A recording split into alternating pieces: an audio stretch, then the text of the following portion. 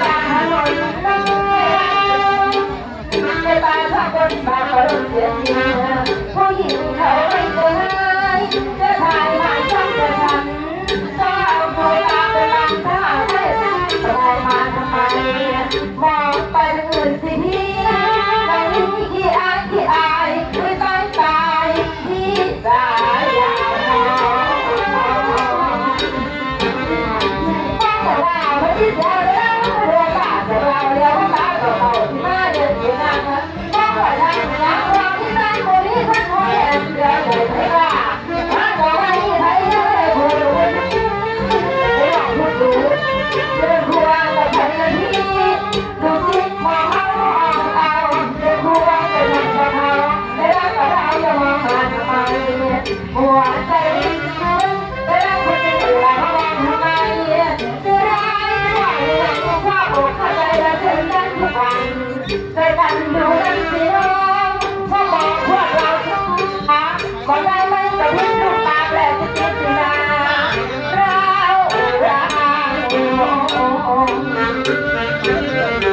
ลุกเสร็จแล้วใช้ความเก่งลุกเสร็จแล้วใช้ความเก่งว่าเรื่องคนตั้งไปบ้าง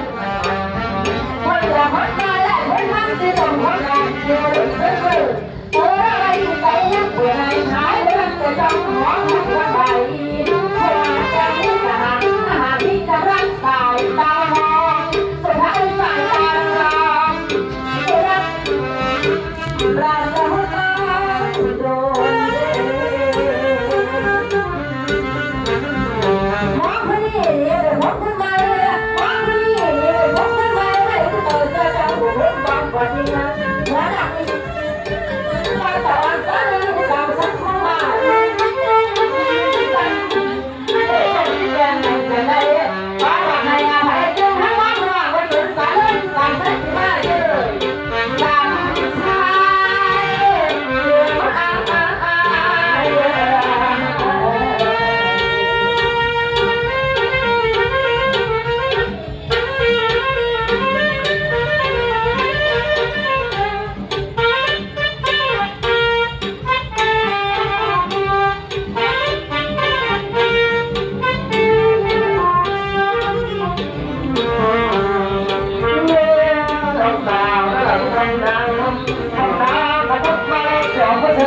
งจะจะมาพูดที่ปากที่มันใหญ่แผลติวทำนาจะมาดูนาติวร้องไปจะรีวันดีวันจะรีวันดีวันจะรีวันเชิญเอาพวงที่น้องผู้ต่างผู้น้องเปิดเอามีหลานเด้อผู้น้องหลานเจ้าสีทางแนวสีเด็ดจะรับจะมีแต่คนนั้นเป็นผู้ต่างประสบหลายเดือนทำนาจะเสียงเสือไตไปรับใส่ดีก็เลยสร้างมาสำหรับพาจางไปรับเรือแทนพันเรือเดินทางไปรับเรือเสร็จไปร้องไห้ว่าทำมาหมดเลยเขายังวันดีวันดีเพื่อนที่ว่าเลยมาเป็นท่านี้น้ำตาไหลตาไหลแดงเรือสองพวกพี่น้องโอ้พี่น้องรอที่เขาต้องมาใจไหวตอนนี้เราเพราะอะไรนะเรือเพราะอะไรนะคำน้ำได้จากมาในนั้นยิ่งทักคนเราได้ก็มาห้าจะมีการไม่ได้เราเป็นเล่าเราได้คนดีเราได้เราไม่ต้องรู้จักกันในพวกการที่เกี่ยวกับเรื่องนี้ซึ่งพวกเรานั้นเราได้จะไปเนี่ยที่คนดีต่างคนใหญ่ดัง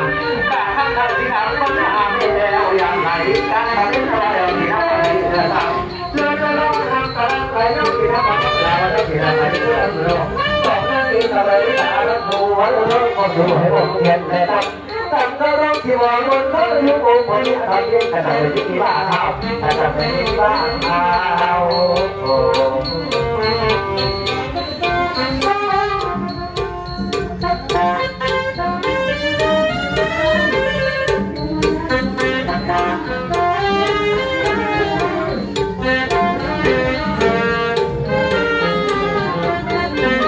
อยู่ห่างกันรักก็ตั้งใจไม่ไกลสุดมาพูดอยู่ทางเธอเสมอจากนาเดินรู้เราต้องเจอรู้ไว้เสมอผ่านเรื่องทุกตอน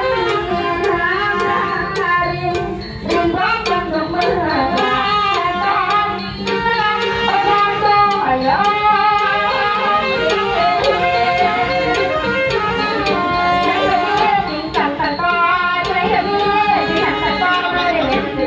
ใ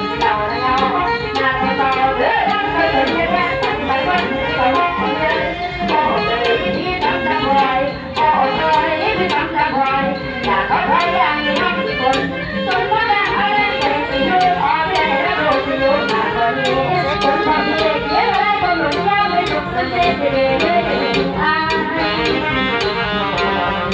ปัญหาระบายความใจจะนำทั้งมันเราสู้ให้ใครเราสู้เราจนเอาบทฉันเอาไม่เกี่ยวกับน้ำสู้ทุกอย่างมีเพียงอะไร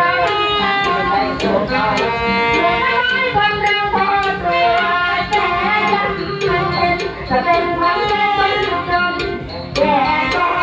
คนคนเกลียดกันตาบอดอย่ารู้อย่ารู้ว่าเป็นแค่ใจข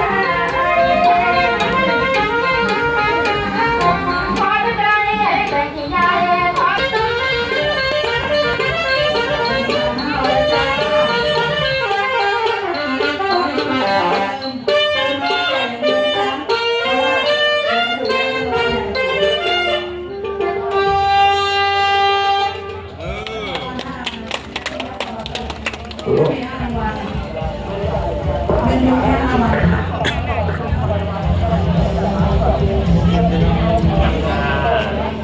ลง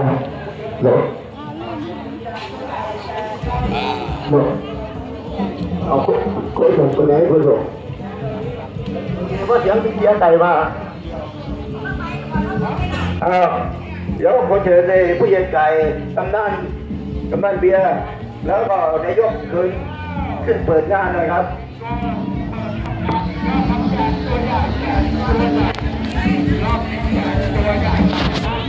บรรยากาศลำถวายนะครับ เสร็จสิ้นแล้ว ขอบพระคุณที่ติดตามรับชมนะครับ